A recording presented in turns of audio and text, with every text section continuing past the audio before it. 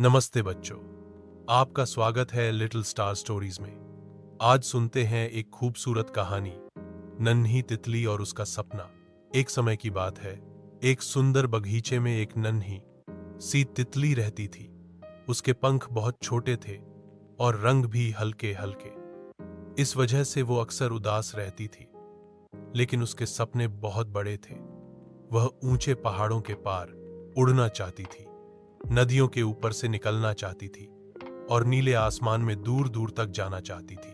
जब भी तितली उड़ने की कोशिश करती, हवा उसे नीचे गिरा देती। बगीचे के फूल और परिंदे भी कहते, तुम्हारे छोटे पंख इतनी लंबी उड़ान नहीं भर सकते। यह सुनकर तितली और भी दुखी हो जाती। एक दिन बगीचे में एक बूढ़ी चिड़िया आई। उसने तितली को उदास देखकर कहा, बेटी, सपने हमेशा बड़े होने चाहिए। पंखों का आकार नहीं, बल्कि हिम्मत और मेहनत तुम्हें मंजिल तक ले जाती है।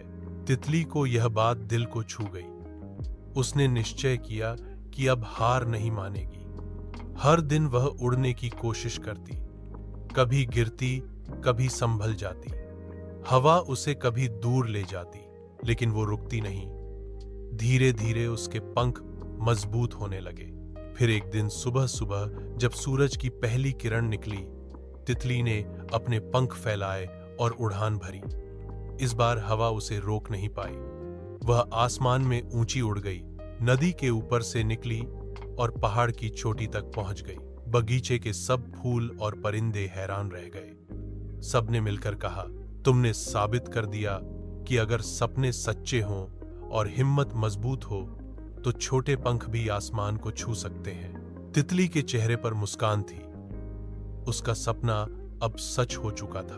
तो बच्चों, कैसी लगी आपको ये प्यारी सी कहानी? और याद रखना, अगर मेहनत और हिम्मत हो तो कोई भी सपना बड़ा नहीं होता।